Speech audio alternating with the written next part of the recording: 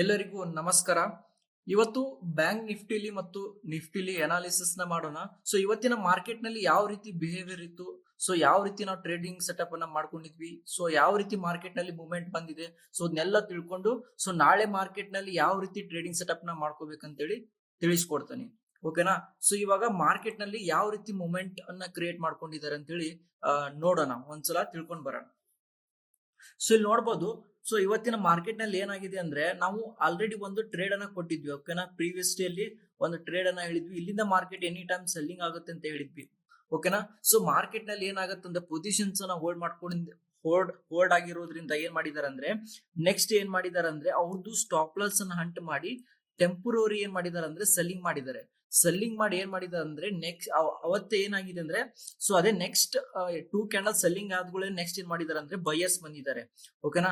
So buyers ಬಂದ್ಮೇಲೆ next ಏನ್ ಮಾಡಿದಾರೆ, ಒಂದು ಮೊಮೆಂಟಮ್ ಕೊಟ್ಟಿದ್ದಾರೆ. ಸೊ ಮೊಮೆಂಟಮ್ ಕೊಟ್ಟಗಳೇ ನಾವ್ ಏನ್ ಹೇಳಿದ್ವಿ ಅಂದ್ರೆ, ಸೊ ಆಲ್ರೆಡಿ ಎನಿ ಟೈಮ್ ಮತ್ತೆ ಸೆಲ್ಲಿಂಗ್ ಬರುತ್ತೆ ಅಂತ ಹೇಳಿದ್ವಿ ಈ ಪಾಯಿಂಟ್ ಅಲ್ಲಿ. ಓಕೆನಾ?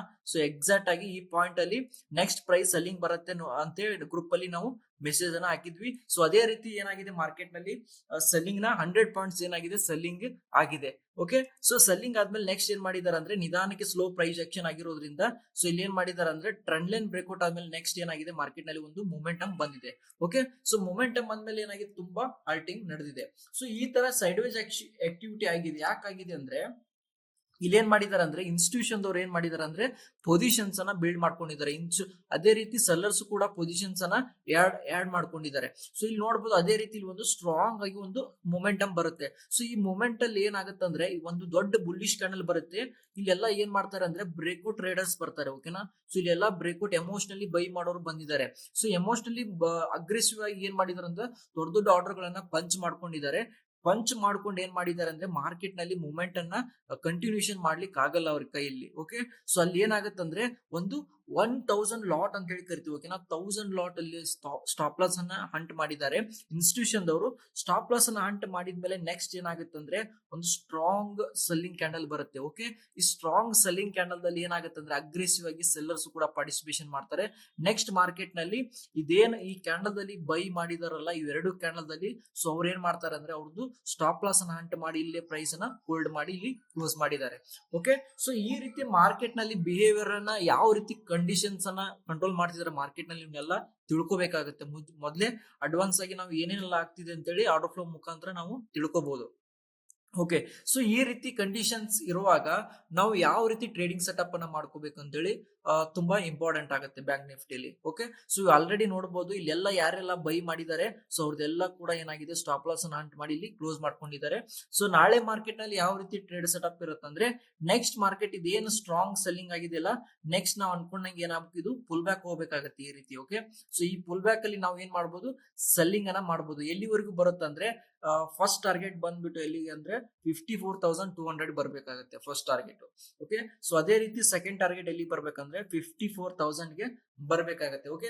ಸೊ ಇದೆಲ್ಲ ನೋಡಬಹುದು, ಇದು ಯಾವುದೇ ಕಾರಣಕ್ಕೂ ಇದು ರಿಯಲ್ ಬೈಯಿಂಗ್ ಆಕ್ಟಿವಿಟಿ ಅಲ್ಲ. ಓಕೆ? ಎನಿ ಟೈಮ್ ಇದನ್ನ ಬ್ರೇಕ್ ಮಾಡೇ ಮಾಡ್ತಾರೆ. ಓಕೆ? ಸೊ ನೆಕ್ಸ್ಟ್ ನೋಡೋಣ, ನಿಫ್ಟಿಯಲ್ಲಿ ಅನಾಲಿಸಿಸ್ ನ ಮಾಡೋಣ. ನಿಫ್ಟಿಯಲ್ಲಿ ನೋಡೋಣ, ಸೊ ಏನೆಲ್ಲ ಕ್ರಿಯೇಟ್ ಅನ್ನ ಮಾಡ್ಕೊಂಡಿದ್ದಾರೆ ಅಂತ ಹೇಳಿ. ಓಕೆ? ಸೊ ಆಲ್ರೆಡಿ ನೋಡಬಹುದು, ಈ ಲೆವೆಲ್ ದಲ್ಲಿ ಇಲ್ಲಿ ಕೂಡ ಒಂದು ಶೂಟಿಂಗ್ ಸ್ಟಾರ್ ಅನ್ನ ಕ್ರಿಯೇಟ್ ಮಾಡ್ಕೊಂಡಿದ್ದಾರೆ. ಇಲ್ಲಿ ನೋಡಬಹುದು, ಇಲ್ಲೆಲ್ಲ ಸೆಲ್ಲರ್ಸ್ ಇರೋದ್ರಿಂದ ಅವ್ರದ್ದು ಲಿಕ್ವಿಡಿಟಿನ ಕ್ಲಿಯರ್ ಮಾಡ್ಕೊಂಡು ಸೆಲ್ಲಿಂಗ್ ಮಾಡಿದ್ದಾರೆ ಎರಡು ಕ್ಯಾಂಡಲ್ ಅನ್ನ. ಓಕೆ? ಸೆಲ್ ಮಾಡಿ ನೆಕ್ಸ್ಟ್ ಇಲ್ಲಿ ಸುಮಾರು ಸಲ ಪ್ರೈಸ್ ಆಕ್ಷನ್ ಆಗಿರೋದ್ರಿಂದ ಇದನ್ನ POI ಅಂತ ಹೇಳಿ ಕರಿತೀವಿ, ಪಾಯಿಂಟ್ ಆಫ್ ಇಂಟ್ರೆಸ್ಟ್ ಅಂತ ಹೇಳಿ ಕರಿತೀವಿ. ಸೊ ಆ ಏರಿಯಾದಿಂದ ಏನಾಗಿದೆ, ಒಂದು ಡಿಮ್ಯಾಂಡ್ ಅನ್ನ ಕ್ರಿಯೇಟ್ ಮಾಡ್ಕೊಂಡಿದ್ದಾರೆ. ಓಕೆ? ಸೊ ಡಿಮ್ಯಾಂಡ್ ಕ್ರಿಯೇಟ್ ಮಾಡ್ಕೊಂಡು ಇಲ್ಲಿ ನೋಡಬಹುದು, ಆಲ್ರೆಡಿ ಇಲ್ಲೆಲ್ಲ ಸೆಲ್ ಮಾಡಿದವ್ರನ್ನ ಸ್ಟಾಪ್ ಲಾಸ್ ಹಂಟ್ ಮಾಡಿ ನೆಕ್ಸ್ಟ್ ಟೆಂಪರರಿ ಒಂದು ಪುಲ್ ಬ್ಯಾಕ್ ಬರುತ್ತೆ. ಓಕೆ? ಈ ಟೆಂಪರರಿ ಪುಲ್ ಬ್ಯಾಕ್ ಬಂದು ಇಲ್ಲಿ ಏನಾಗುತ್ತೆ, ಡಿಮ್ಯಾಂಡ್ ಝೋನ್ ಇಂದ ಏನಾಗುತ್ತೆ, ಬೌನ್ಸ್ ಆಗಿ ಪ್ರೈಸ್ ಏನಾಗುತ್ತೆ, ಮೇಲ್ಗಡೆ ಹೋಗುತ್ತೆ. ಓಕೆ? ಸೊ ಮೇಲ್ಗಡೆ ಹೋದ್ಮೇಲೆ ನೆಕ್ಸ್ಟ್ ಏನಾಗುತ್ತೆ, ಇಲ್ಲಿ ಸುಮಾರು ಸಲ ಪ್ರೈಸ್ ಆಕ್ಷನ್ ನಡೆಯುತ್ತೆ. ಓಕೆ? ಇಲ್ಲಿ ಸೈಡ್ ವೇಸ್ ಆಕ್ಟಿವಿಟಿ ನಡೆಯುತ್ತೆ. ಓಕೆ?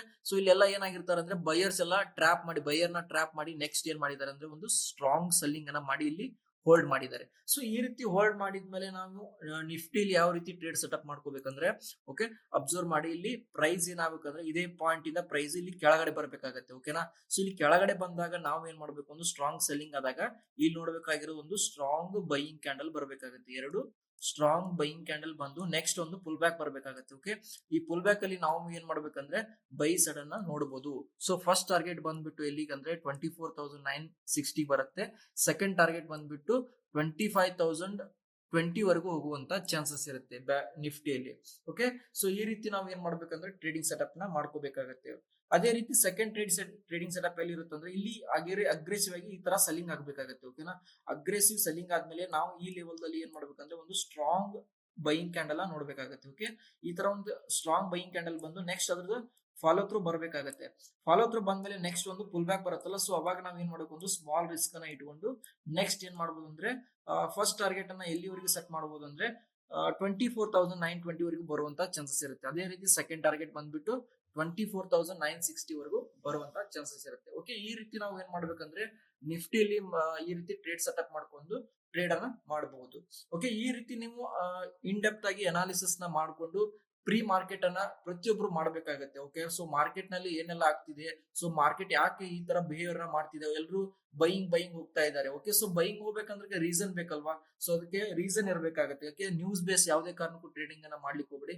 ಪ್ರಾಪರ್ ಆಗಿ ಟೆಕ್ನಿಕಲ್ ಅನಾಲಿಸಿಸ್ ನ ಮಾಡಿ ಮಾರ್ಕೆಟ್ ಅಲ್ಲಿ ಡಿಮ್ಯಾಂಡ್ ಎಲ್ಲಿ ಬರ್ತಾ ಇದೆ, ಸಪ್ಲೈ ಎಲ್ಲಿ ಬರ್ತಾ ಇದೆ, ಬಾಟಮ್ ಅಲ್ಲಿ ಯಾಕೆ ಟ್ರೇಡ್ ಅನ್ನ ತಗೋಬೇಕು, ಟಾಪ್ ಅಲ್ಲಿ ಯಾಕೆ ಟ್ರೇಡ್ ಅನ್ನ ತಗೋಬೇಕಂದ್ರೆ ಸೊ ಇನ್ ಡೆಪ್ತ್ ಆಗಿ ನಾವೆಲ್ಲ ತಿಳಿಸ್ಕೊಡ್ತಾ ಇದೀವಿ. ಸೊ ಫಾಲೋ ಮಾಡಿ, ಪ್ರತಿಯೊಬ್ರು ಇದೇ ತರ ಅನಾಲಿಸಿಸ್ ನ ಮಾಡಿಕೊಡ್ತೀವಿ.